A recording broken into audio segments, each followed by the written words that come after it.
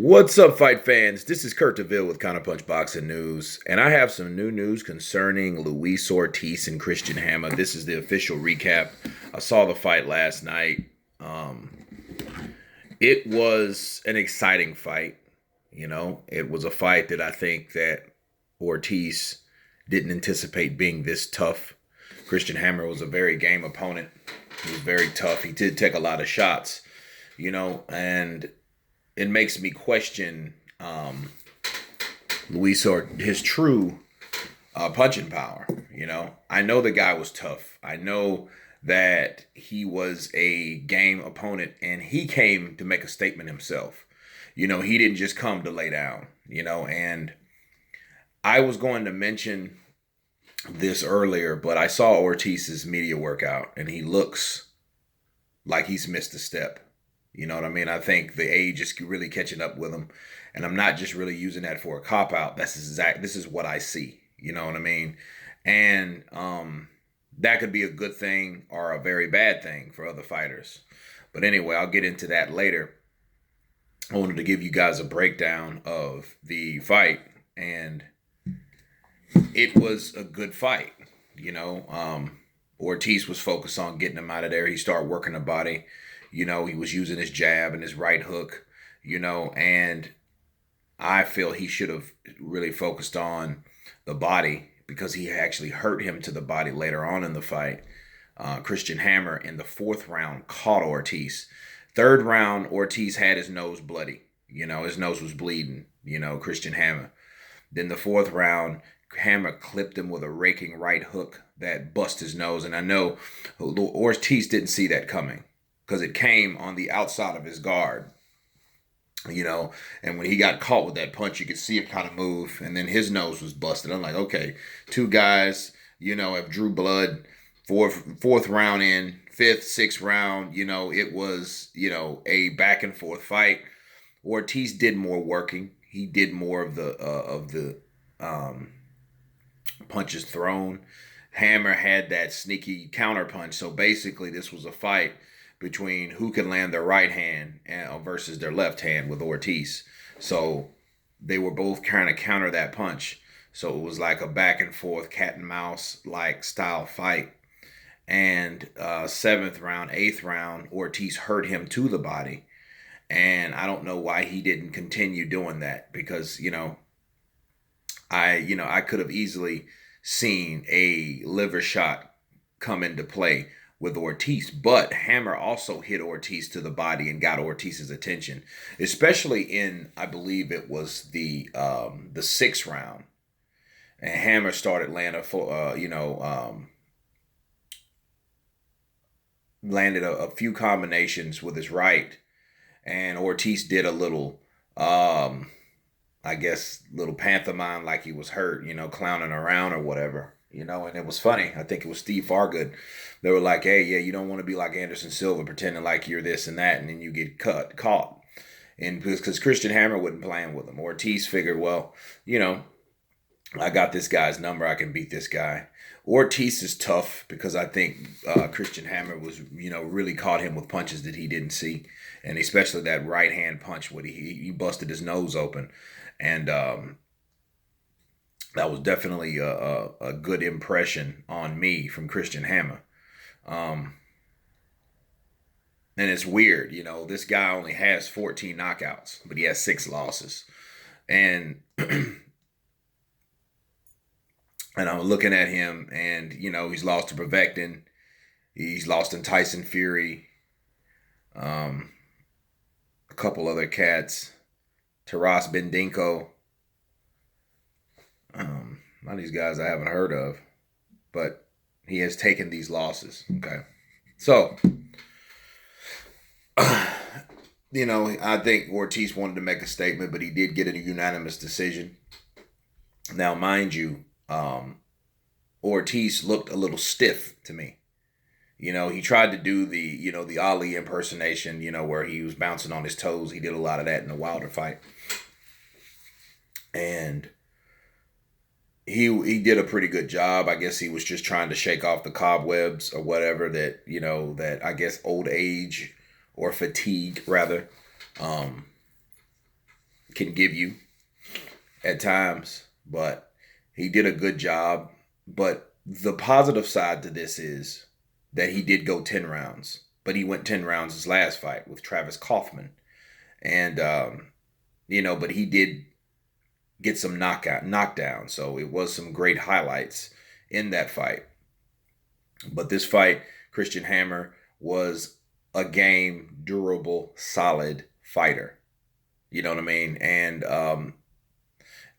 the good thing about it, Ortiz was conditioned to go 10 rounds. You know what I mean? Despite being his age and despite looking a little older, because he did look a little older to me. He looked like a kind of an older, stiff guy. You know what I mean? Especially when his media workout, and his media workout wasn't long.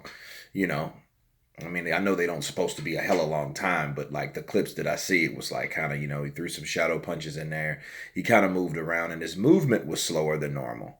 You know what I mean? But, Ortiz is not this guy that's just really all that elusive anyway. But to me, he just looked like he was slower. And I think a younger version of Ortiz would have got him out of there. And me counterpunching this whole fight. Ortiz, sure, he won. He beat Christian Hammer. But how does he link up with the rest of the heavyweight division? You know what I mean? Like, at this point of his career, it's imperative for him. I mean, him along with Povetkin, I think they're in the same boat, honestly. I think these guys were very good fighters that were avoided, that did step up to the plate once and failed, or was unsuccessful. And I feel that both of these guys should really, their next 2 fights or whatnot, should be very high caliber fights. They shouldn't be fights like Christian Hammer and Kaufman and all you shouldn't be any of these guys. It should be someone like Anthony Joshua or Tyson Fury or even Usyk, and Usyk's moving up in weight. So I tie these guys in together, but specifically for Ortiz, people will look at this fight from last night, like AJ, they'll see that fight. Eddie Hearn will see that fight. And you know what they'll say? He's right for the picking. Take that fight right now. Don't wait. Make the date. Like Deontay says, right? So I see that. I see that being a fight that everyone like, oh, he didn't look that well. You know what I mean? So he looked a little slower. He didn't, his reactions weren't as fast. His punch variety wasn't as great as it was before. He didn't have the tenacity. He will be 40 years old this month, right? I think it's on the 17th, I want to say, but I could be wrong. But, but honestly, I feel that Ortiz is in a situation where if he's going to do something, he better do it now before he loses all of the, of the possibilities of beating one of the elite guys at his age. Like real talk, and actually it's the 29th. So he's still 39, and he had a tough, durable fight, with guy. That guy kind of reminds me of Duropas because he was nice and hard and durable. Like Wilder had a tough fight with Duropas. So, it happens. You get in there with these guys that you can't knock out everybody. It just won't happen. So I feel that Ortiz, it's probably a good thing. You know what I mean? He needs to.